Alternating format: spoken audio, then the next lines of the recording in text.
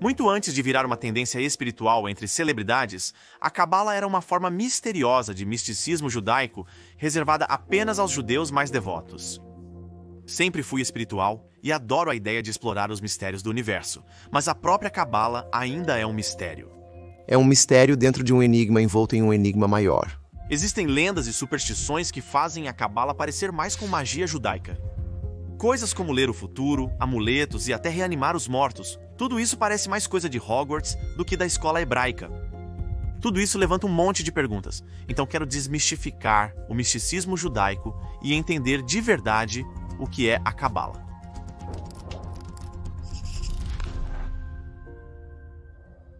No começo, Deus criou os céus e a terra. Num segundo não havia nada, e no seguinte, puf, havia algo.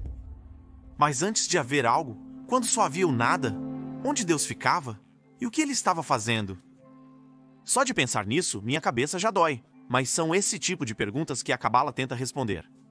Então procurei meu rabino ortodoxo local, que me ajudou a entender o que é a Cabala. A Cabala é a tradição mística judaica. É uma tradição recebida por profetas vinda de Deus.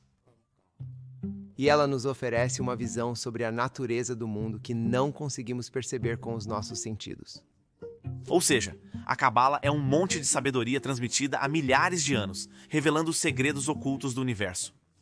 E segundo o Rabino Jacobs, existem 3 principais tipos de Cabala. O primeiro tipo, que é o mais seguro, é chamado de Cabala teórica. Todo mundo pode aprender sobre a Cabala teórica. A Cabala teórica é basicamente composta por exercícios de pensamento e analogias que nos ajudam a entender a ideia de Deus e a natureza da existência. Ou, como o Rabino Jacobs disse, esse sistema de interações entre a unidade infinita e incognoscível de Deus, e como isso se manifestou em algo que é finito e compreensível.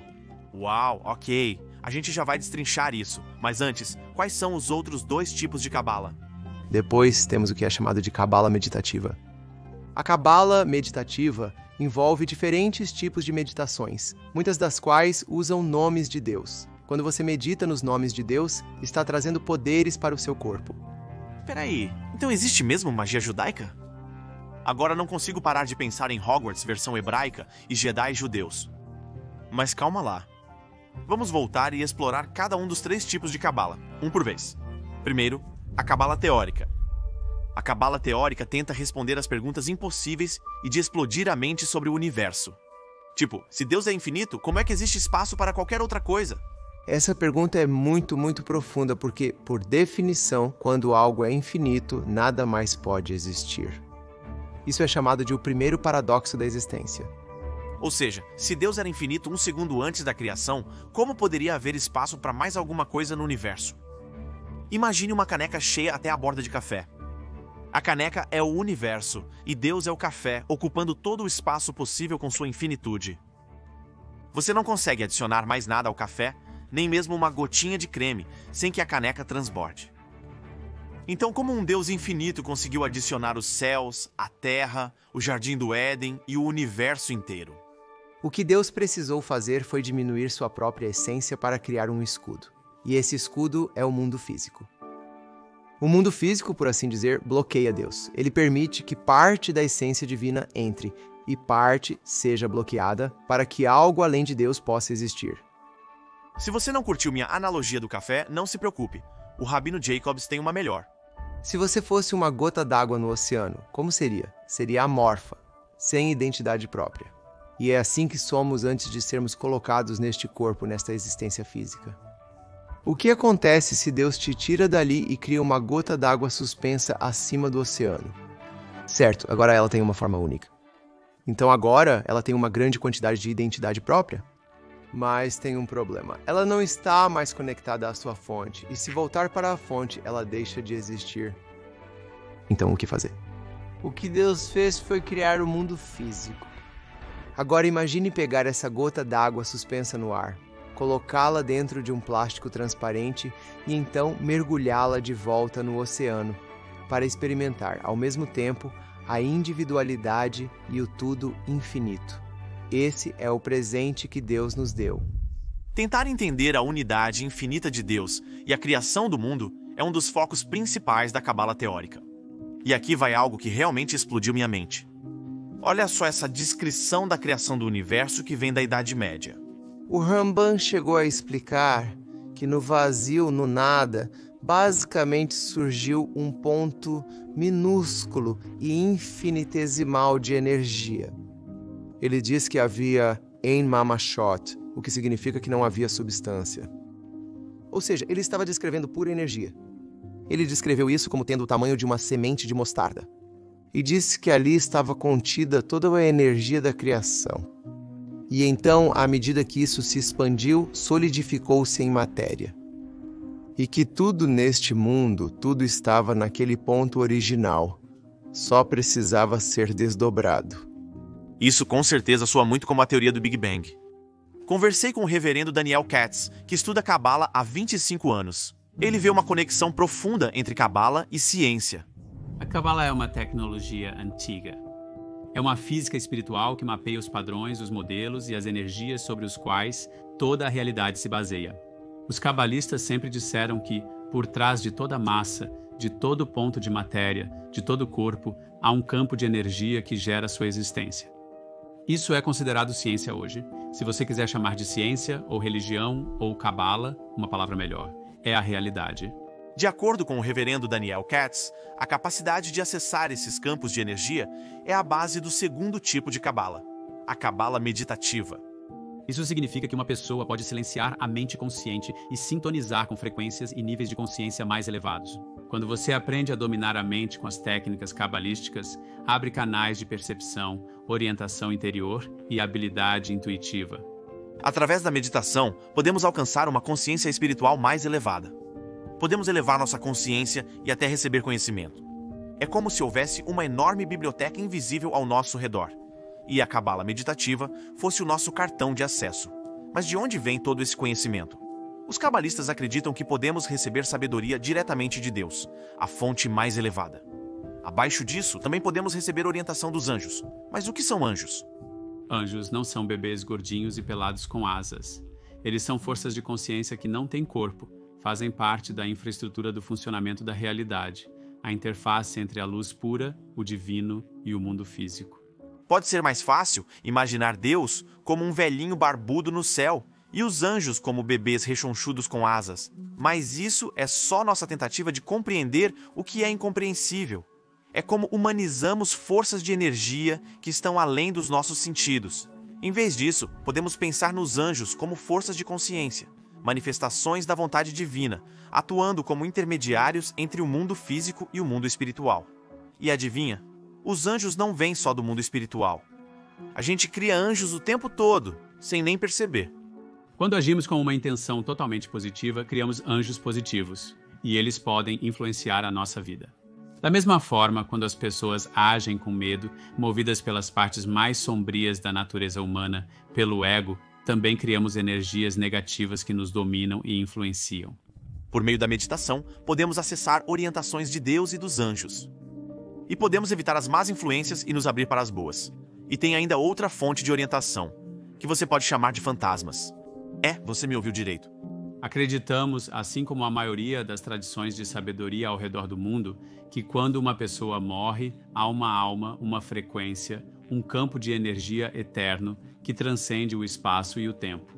E por isso consideramos verdadeiro, como parte da realidade, que uma pessoa pode se sintonizar com a frequência de uma alma elevada.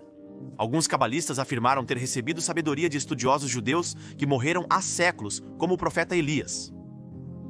Do ponto de vista cabalístico, sem dúvida havia mestres que, por meio de sua maestria interior, conseguiam se sintonizar com frequências e campos sutis e eram capazes de interagir com grandes almas da história e receber delas sabedoria e orientação. Eles estavam literalmente tendo aulas com fantasmas? Ou será que isso é só uma forma interessante de descrever o tipo de insight intuitivo que a gente pode ter ao refletir profundamente? Eu não sei, mas espera aí. Se os cabalistas conseguem acessar informações de forças de consciência que não estão presas ao espaço nem ao tempo, isso quer dizer que eles podem aprender sobre o futuro? Vamos falar sobre adivinhação e leitura do futuro. Existem regras e diretrizes bem rigorosas sobre como usar os poderes e a sabedoria cabalística. E uma delas é: não tente prever o futuro. E além disso, qualquer previsão negativa não precisa se concretizar, porque o futuro é determinado pelas escolhas que fazemos. Ok, hora de uma checagem rápida. Eu sei que estamos falando de anjos e fantasmas, e é muita coisa para absorver, mas até agora, parece que tudo isso é só uma forma de descrever esse conceito de que existem forças de energia movendo o universo, que estão além da nossa compreensão. Será que isso tudo é mesmo mais difícil de acreditar do que um livro de física quântica? Mas espera aí, porque a gente ainda não chegou ao terceiro tipo de cabala. Então pegue sua varinha, suba na vassoura e vamos falar sobre cabala mágica. Temos histórias no nosso Talmud de pessoas que ressuscitaram os mortos. Uma dessas histórias é sobre o profeta Eliseu, que revive um menino que havia morrido. Eliseu ora com fervor a Deus e depois se deita sobre o corpo do menino. E segundo a história, o corpo do menino começa a se aquecer. Então ele espirra 7 vezes, abre os olhos e volta à vida. Há outra história no Talmud sobre 2 sábios que usaram seu conhecimento místico para criar um bezerro que eles comeriam na refeição de Shabat. Segundo o Talmud, eles usaram um texto antigo chamado de Sefer Yetzirah. Sefer Yetzirah significa literalmente livro da criação, ou seja, como usar energias primordiais por meio de estados meditativos para gerar seres ou entidades na realidade. É um dos textos mais antigos que temos da tradição cabalística autêntica. Alguns dizem que remonta ao tempo de Abraão e descreve como o universo foi formado. Os cabalistas acreditavam que era possível acessar os blocos fundamentais da criação por meio do poder dos nomes divinos e técnicas místicas. Mas outra forma de encarar isso é que a cabala mágica está, na verdade, profundamente ligada ao poder da consciência e da intenção. Os cabalistas acreditavam, como algo fundamental, que a realidade funcionava e era influenciada pela consciência humana. Eles acreditavam que existiam energias primordiais na realidade, que eram os blocos de construção anteriores à massa e à matéria.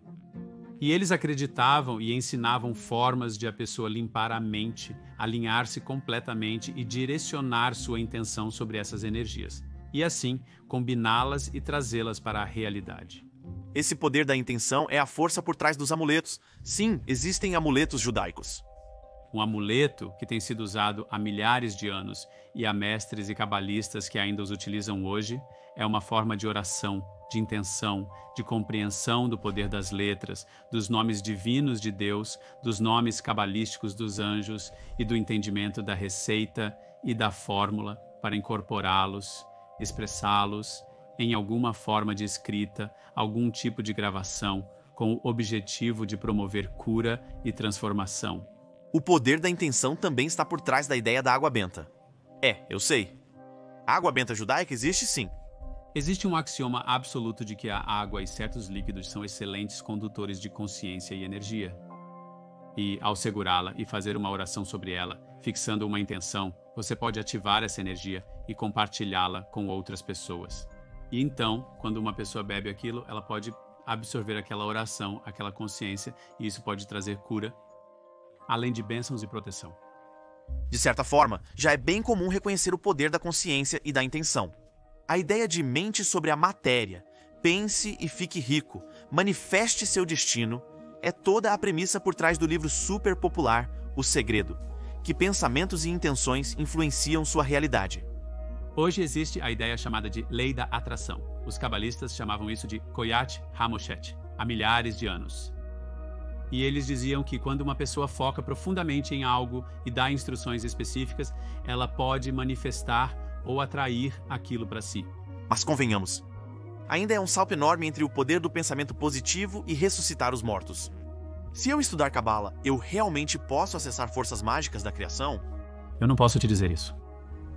E com certeza, se algum cabalista disser que consegue, eu não acho que você deveria confiar nele para começar.